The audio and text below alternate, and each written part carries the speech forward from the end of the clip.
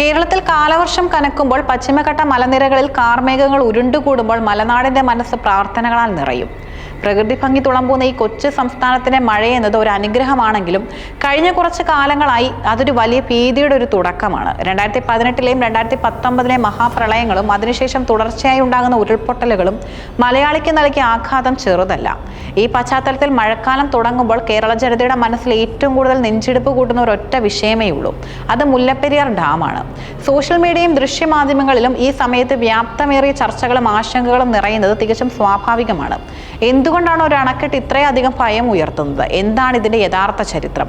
ശാസ്ത്രീയമായ വശങ്ങളും ജനങ്ങൾ അഭിമുഖീകരിക്കുന്ന വെല്ലുവിളികളും എന്തൊക്കെയാണെന്ന് ആഴത്തിൽ പരിശോധിക്കേണ്ടതുണ്ട്. മുല്ലപ്പെരിയാർ ഒരു സാധാരണ അണക്കെട്ടല്ല. 125-ലധികം വർഷത്തെ പഴക്കമുള്ള ലോകത്ത് ഇന്ന് നിലവിലുള്ളതിൽ വെച്ച് ഏറ്റവും അപകടകരമായ അവസ്ഥയിലുള്ള ഒരു ഗ്രാവിറ്റി അണക്കെട്ടാണിത്.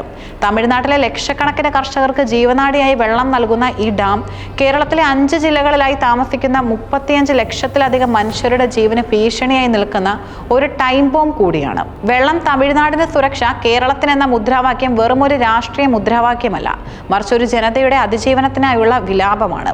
മഴ പെയ്യുമ്പോൾ ഡാമിലെ ജലനിരപ്പ് ഉയരുന്നതും തമിഴ്നാട് കൊണ്ടുപോകുന്ന വെള്ളത്തിന്റെ അളവ് കുറയുന്നതുമെല്ലാം മലയാളിക്ക് ഉറക്കമില്ലാത്ത രാത്രികളാണ് സമ്മാനിക്കുന്നത്. മുല്ലപ്പെരിയാർ അണക്കെട്ടിന്റെ ചരിത്രത്തിന് ബ്രിട്ടീഷ് അധിനിവേശ കാലത്തോളം പഴക്കവുമുണ്ട്. 19-ാം നൂറ്റാണ്ടിന്റെ രണ്ടാം പകുതിയിൽ മദ്രാസ് പ്രവിശ്യയുടെ തെക്കൻ ജില്ലകളായ മധുര, രാമനാഥപുരം, തിരുനെൽവേലി തുടങ്ങിയ പ്രദേശങ്ങൾ കടുത്ത വരൾച്ചയും ക്ഷാമവും നേരിടുകയായിരുന്നു. കർഷകർ കൃഷിയിടങ്ങൾ ഉപേക്ഷിച്ച് പലായനം ചെയ്തു. ഈ സമയത്താണ് പടിഞ്ഞാറോട്ട് ഒരു അറബിക്കടൽ പതിക്കുന്ന പെരിയാറ്റിലെ സമൃദ്ധമായ വെള്ളം കിഴക്കോട്ട് തിരിച്ചുവിട്ട് വരണ്ട മണ്ണിലേക്ക് എത്തിക്കുക എന്ന ആശയം ബ്രിട്ടീഷ് എഞ്ചിനീയർമാർ മുന്നോട്ട് വെക്കുന്നത്. പെരിയാറും അതിന്റെ പ്രധാന പോഷക നദിയായ മുല്ലയാറും സംഗമിക്കുന്ന ഇടുക്കിയിലെ പീരുമേട് താലൂക്കിൽപ്പെട്ട വനമേഖല അണക്കെട്ട് നിർമ്മാണത്തിനായി തിരഞ്ഞെടുത്തു. ബ്രിട്ടീഷ് ആർമി എഞ്ചിനീയർ ആയിരുന്ന മേജർ ജോൺ പെനിക്കുക്കിന്റെ നേതൃത്വത്തിൽ 1887-ൽ അണക്കെട്ടിന്റെ നിർമ്മാണം ആരംഭിച്ചു. കാടും മലയും നിറഞ്ഞ വന്യമൃഗങ്ങൾ വിഹരിച്ചിരുന്ന, മലേറിയ പോലുള്ള മാരക രോഗങ്ങൾ പടർന്നു പിടിച്ചിരുന്ന ആ പ്രദേശത്ത് പണി നടത്തുക എന്നത് ദുഷ്കരമായിരുന്നു. പ്രകൃതിയുടെ കടുത്ത വെല്ലുവിളികളെ അതിജീവിച്ച് പണി പുരോഗമിക്കുന്നതിനിടയിൽ ഒരു കനത്ത പ്രളയത്തിൽ നിർമ്മിച്ചുകൊണ്ടിരുന്ന തടയണ ഒലിച്ചുപോയി. ഇതോടെ ബ്രിട്ടീഷ് സർക്കാർ പദ്ധതിയുള്ള ഫണ്ട് നിർത്തലാക്കി. എന്നാൽ തോറ്റുകൊടുക്കാൻ പെനിക്കുക്ക് തയ്യാറായിരുന്നില്ല. അദ്ദേഹം ഇംഗ്ലണ്ടിലേക്ക് മടങ്ങുകയും തന്റെ കുടുംബ സ്വത്തുക്കളും ഭാര്യയുടെ ആഭരണങ്ങളും വിറ്റ് പണം കണ്ടെത്തുകയും ചെയ്തു. ആ പണവുമായി തിരികെ എത്തി 1895-ൽ അദ്ദേഹം അണക്കെട്ടിന്റെ നിർമ്മാണം പൂർത്തിയാക്കി. ഇന്നത്തെ കോൺക്രീറ്റ് അണക്കെട്ടുകളിൽ നിന്നും വ്യത്യസ്തമായി സുർക്കി മിശ്രിതം, അതായത് ചുണ്ണാമ്പ്, കടുക്ക, ശർക്കര, കരിങ്കൽ പൊടി എന്നിവ ചേർത്തുള്ള മിശ്രിതം ഉപയോഗിച്ചാണ് ഈ ഡാം പണിതിരിക്കുന്നത്.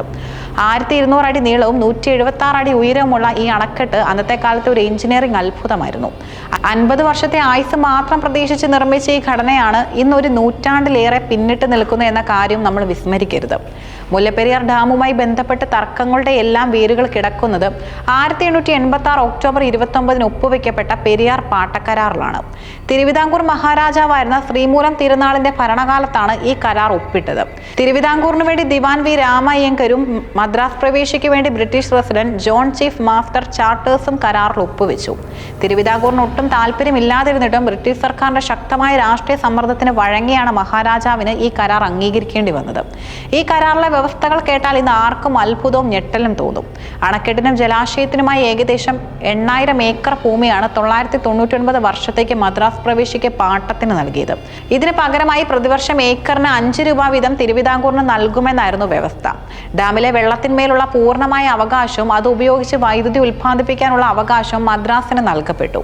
സ്വാതന്ത്ര്യത്തിന് ശേഷം സംസ്ഥാന പുനഃസംഘടന നടന്നപ്പോൾ അണക്കെട്ട് സ്ഥിതി ചെയ്യുന്ന പ്രദേശം കേരളത്തിന്റെ ഭാഗമായി മാറി.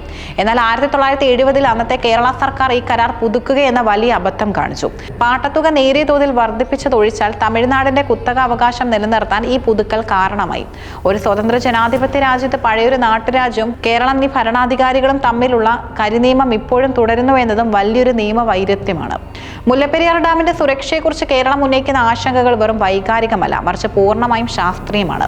അണക്കെട്ടിന്റെ ഘടനയും അതിന്റെ നിലവിലെ അവസ്ഥയും കുറിച്ചുള്ള പ്രധാന സാങ്കേതിക വശങ്ങൾ ഇവയാണ്. കോൺക്രീറ്റ് ഡാമുകൾക്കുള്ളതുപോലെ ഒരു ആന്തരിക ബലം സുർക്കി ഡാമുകൾക്കില്ല. ഒരു നൂറ്റാണ്ടിലേറെ കാലം വെള്ളത്തിനടിയിൽ കിടന്നത് മൂലം സുർക്കി മിശ്രിതത്തിലെ പ്രധാന ഘടകമായ ചുണ്ണാമ്പ് വൻതോതിൽ ഒലിച്ചുപോയിട്ടുണ്ടാകാമെന്ന് വിദഗ്ധർ ചൂണ്ടിക്കാണിക്കുന്നു. ഇത് അണക്കെട്ടിന്റെ ഉള്ളിൽ വലിയ സുഷിരങ്ങളും ബലക്കുറവും ഉണ്ടാക്കുന്നു. ഏതൊരു ഗ്രാവിറ്റി അണക്കെട്ടിലും ചെറിയ തോതിൽ വെള്ളം ചുവന്നത് സ്വാഭാവികമാണ്. എന്നാൽ മുല്ലപ്പെരിയാറിലെ ചോർച്ചയുടെ അളവ് പലപ്പോഴും അനുവദനീയമായ പരിധിക്ക് അപ്പുറത്താണ്. തമിഴ്നാട് സർക്കാർ ഡാമിൽ ഡാമിന്റെ ഉപരിതലത്തിൽ സിമന്റ് ഗ്രൗണ്ടിന് നടത്തി ചോർച്ച താൽക്കാലികമായി അടയ്ക്കാൻ ശ്രമിക്കുന്നുണ്ടെങ്കിലും അത് ഡാമിന്റെ ആന്തരിക സമ്മർദ്ദം വർദ്ധിപ്പിക്കാൻ മാത്രമേ ഉപകരിക്കൂ എന്ന് ഡാം സുരക്ഷാ വിദഗ്ധർ മുന്നറിയിപ്പ് നൽകുന്നു. മുല്ലപ്പെരിയാർ സ്ഥിതി ചെയ്യുന്ന ഇടുക്കി ജില്ലയിലെ മലയോര മേഖലകൾ ഭൂകമ്പ സാധ്യത കൂടിയായ സോൺ 3 പെട്ടതാണ്. കഴിഞ്ഞ കുറച്ച് പതിറ്റാണ്ടുകളായി ഈ പ്രദേശത്ത് റിക്ടർ സ്കെയിലിൽ 3-നും 5-നും ഇടയിൽ തീവ്രത രേഖപ്പെടുത്തി നിരവധി നേരിയ ഭൂചലനങ്ങൾ ഉണ്ടായിട്ടുമുണ്ട്. 1979 ഉണ്ടായ ഭൂചലനത്തിന് ശേഷമാണ് ഡാമിൽ ആദ്യമായി വലിയ വിള്ളലുകൾ കണ്ടെത്തിയതും. IIT റൂർക്കി നടത്തിയ പഠനമനുസരിച്ച് റിക്ടർ സ്കെയിലിൽ 6 തീവ്രത രേഖപ്പെടുത്തുന്ന ഒരു ഭൂകമ്പം ഉണ്ടായാൽ മുല്ലപ്പെരിയാർ അണക്കെട്ട് തകരും. സാധാരണ ദിവസങ്ങളിൽ നിന്നും വ്യത്യസ്തമായി ജൂൺ മുതൽ ഒക്ടോബർ വരെയുള്ള മഴക്കാലങ്ങളിൽ മുല്ലപ്പെരിയാർ നേരിടുന്ന വെല്ലുവിളികൾ ഇരട്ടിയാണ്. പശ്ചിമഘട്ടത്തിലെ കനത്ത മഴ നേരിട്ട് പതിക്കുന്നത് ഈ അണക്കെട്ടിന്റെ വൃഷ്ടി പ്രദേശങ്ങളിലാണ്. പെട്ടെന്ന് ഉയരുന്ന ജലനിരപ്പ്. കനത്ത മഴ പെയ്യുമ്പോൾ ഡാമിലേക്കുള്ള നീരൊഴുക്ക് സെക്കൻഡിൽ ആയിരക്കണക്കിന് ഘനയടിയായി വർദ്ധിക്കും. എന്നാൽ തമിഴ്നാട് നിർമ്മിച്ചിട്ടുള്ള കനാലുകളുടെയും തുരങ്കങ്ങളിലൂടെയും പരമാവധി സെക്കൻഡിൽ 2000 മുതൽ 2500 ഘനയായി വെള്ളം മാത്രമേ അവർക്ക് കൊണ്ടുപോകാൻ കഴിയൂ. ബാക്കി വരുന്ന വെള്ളം ഡാമിൽ തന്നെ സംഭരിക്കപ്പെടുമ്പോൾ ജലനിരപ്പ് മണിക്കൂറുകൾക്കുള്ളിൽ വലിയ തോതിൽ ഉയരുന്നു. ജലനിരപ്പ് സുപ്രീം കോടതി നിശ്ചയിച്ച് 142 അടിയിലേക്ക് എത്തുമ്പോൾ തമിഴ്നാട് മുന്നറിയിപ്പില്ലാതെ അർദ്ധരാത്രികളിൽ ഡാമിന്റെ ഷട്ടറുകൾ ഉയർത്തുന്നതും പതിവാണ്. ഇത് പെരിയാറിന്റെ തീരത്തുള്ള വണ്ടൻമേട്, ചപ്പാത്ത്, ഉപ്പുതറ, മഞ്ചുമല തുടങ്ങിയ പ്രദേശങ്ങളിൽ ആയിരക്കണക്കിന് കുടുംബങ്ങളെയാണ് ബാധിക്കുക. വീടുകളിൽ വെള്ളം കയറി ജനങ്ങൾക്ക് ജീവനും കൊണ്ട് ക്യാമ്പുകളിലേക്ക് ഓടേണ്ടി വരുന്നു. കാലാവസ്ഥാ വ്യതിയാനവും മേഘവിസ്ഫോടനങ്ങളും പ്രധാനമാണ്. ആഗോളതാപനം മൂലം കേരളത്തിലെ മഴയുടെ സ്വഭാവം മാറിയിരിക്കുകയാണ്. ഇപ്പോൾ പെയ്യുന്നത് ചുരുങ്ങിയ സമയം കൊണ്ട് കൂടുതൽ പെയ്യുന്ന തീവ്രമായ മഴയാണ്. മുല്ലപ്പെരിയാറിന്റെ വൃഷ്ടിപ്രദേശത്ത് ഒരു മേഘവിസ്ഫോടനം ഉണ്ടായാൽ അണക്കെട്ടിന് താങ്ങാൻ കഴിയുന്നതിലും എത്രയോ മടങ്ങ് വെള്ളം മിനിറ്റുകൾക്കുള്ളിൽ ഒഴുകിയെത്തും. ഇത് ഡാമിന് മുകളിലൂടെ വെള്ളം ഒഴുക്കുന്ന അവസ്ഥയിലേക്ക് നയിക്കാം. ഇത് ഡാം തകരാൻ ഏറ്റവും പ്രധാനപ്പെട്ട കാരണമാണ്. മുല്ലപ്പെരിയാർ അണക്കെട്ടിന് എന്തെങ്കിലും സംഭവിച്ചാൽ ഉണ്ടാകുന്ന ദുരന്തം കേരളം ഇന്നേ വരെ കണ്ടിട്ടുള്ള എല്ലാ പ്രകൃതിക്ഷോഭങ്ങൾക്കും അപ്പുറമായിരിക്കും.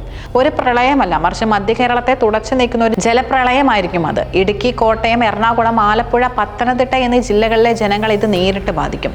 ഏതാണ്ട് 35 ലക്ഷത്തിലധികം ജനങ്ങളുടെ ജീവനാണ് അപകടത്തിലാകുന്നത്.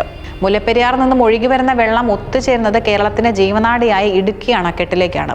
ഇടുക്കി ഡാമിന് വലിയ സംഭരണശേഷി ഉണ്ടെങ്കിലും മുല്ലപ്പെരിയാർ തകർന്നാൽ ഉണ്ടാകുന്ന വലിയ ജലപ്രവാഹത്തോടൊപ്പം ഒഴുകി വരുന്ന ലക്ഷക്കണക്കിന് ടൺ കല്ലും മണ്ണും അവശിഷ്ടങ്ങളും ഇടുക്കി ഡാമിന്റെ ഘടനയെ ബാധിക്കാം. കൂടാതെ ഇടുക്കി ഡാം അപ്പോൾ തന്നെ പരമാവധി ജലനിരപ്പാണെങ്കിൽ ആഘാതം താങ്ങാനാവാതെ വരും. ഇടുക്കി ഡാമും കടന്നു വരുന്ന വെള്ളം പെരിയാറിലൂടെ ഒഴുകി ആലുവ, പറവൂർ, കൊച്ചി നഗരങ്ങളെ പൂർണ്ണമായും മുക്കും. കേരളത്തിന് നട്ടലായ കൊച്ചി അന്താരാഷ്ട്ര വിമാനത്താവളം, കൊച്ചി തുറമുഖം, പ്രമുഖ വ്യവസായശാലകൾ, ഇൻഫോ പാർക്ക് എന്നിവയെല്ലാം വെള്ളത്തിനടിയിലാകും. സംസ്ഥാനത്തിന്റെ സാമ്പത്തിക അടിത്തറ തന്നെ ഇതോടെ തകരും. ഇന്ന് മുല്ലപ്പെരിയാർ നേരിടുന്ന മറ്റൊരു പ്രധാന പ്രശ്നം സോഷ്യൽ മീഡിയയിലെ വ്യാജ പ്രചാരണങ്ങളും പാനിക് അന്തരീക്ഷവുമാണ്. മഴക്കാലം തുടങ്ങുന്നതോടെ ഫേസ്ബുക്ക്, വാട്സ്ആപ്പ്, ഇൻസ്റ്റാഗ്രാം തുടങ്ങിയ പ്ലാറ്റ്ഫോമുകളിൽ അണക്കെട്ടുകൾ ഉടൻ പൊട്ടുമെന്ന രീതിയിലുള്ള പോസ്റ്റുകൾ നിറയും. ഗ്രാഫിക്സ് ഉപയോഗിച്ച് നിർമ്മിച്ച വീഡിയോകളും മറ്റ് രാജ്യങ്ങളിലെ ഡാം തകരുന്ന ദൃശ്യങ്ങളും മുല്ലപ്പെരിയാറിൻ്റെതാണെന്ന പേരിൽ പ്രചരിപ്പിക്കാറുണ്ട്. ഇത്തരം പ്രചാരണങ്ങൾ മലയോര മേഖലകളിലെ ജനങ്ങളിൽ ഉണ്ടാക്കുന്ന മാനസിക സമ്മർദ്ദവും ചെറുതല്ല. ഭയം കാരണം രാത്രികാലങ്ങളിൽ ഉറങ്ങാൻ കഴിയാത്ത മാതാപിതാക്കൾ, പള്ളികളിലെ മണികളൊച്ച കേൾക്കുമ്പോൾ ഡാം പൊട്ടിയെന്ന് കരുതി കുട്ടികളുമായി മലമുകളിലേക്ക് ഓടുന്ന ജനങ്ങൾ, ഇതൊക്കെ കേരളം കണ്ട കാഴ്ചയാണ്. സോഷ്യൽ മീഡിയയിലെ അതിശയോക്തി കലർന്ന വാർത്തകൾ യഥാർത്ഥ പ്രശ്നത്തിന്റെ ഗൗരവം കുറയ്ക്കുകയും ജനങ്ങളെ അനാവശ്യ ഭീതിയിലേക്ക് തള്ളിവിടുകയും ചെയ്യുന്നു. എന്നാൽ ഈ ഭീതിയെല്ലാം വെറും വ്യാജമെന്ന് പറഞ്ഞ് തള്ളിക്കളയാൻ സർക്കാരിനും കഴിയില്ല. കാരണം ഭയത്തിന് പിന്നിലെ കാരണം യഥാർത്ഥമാണ്. കേരളവും തമിഴ്നാടും തമ്മിലുള്ള മുല്ലപ്പെരിയാർ തർക്കം പതിറ്റാണ്ടുകളായി സുപ്രീം കോടതിയുടെ പരിഗണനയിൽ ഇരിക്കുന്ന വിഷയമാണ്. രണ്ട് സംസ്ഥാനങ്ങളുടെയും ആവശ്യങ്ങളും വാദങ്ങളും വ്യത്യസ്ത ധ്രുവങ്ങളിലാണ് നിൽക്കുന്നത്. മുല്ലപ്പെരിയാർ പ്രതിസന്ധിക്ക് ഒരേ ഒരു ശാശ്വത പരിഹാരം മാത്രമേ ഉള്ളൂ: പുതിയൊരു അണക്കെട്ട് നിർമ്മിക്കുക, പഴയത് ഡീകമ്മീഷൻ ചെയ്യുക.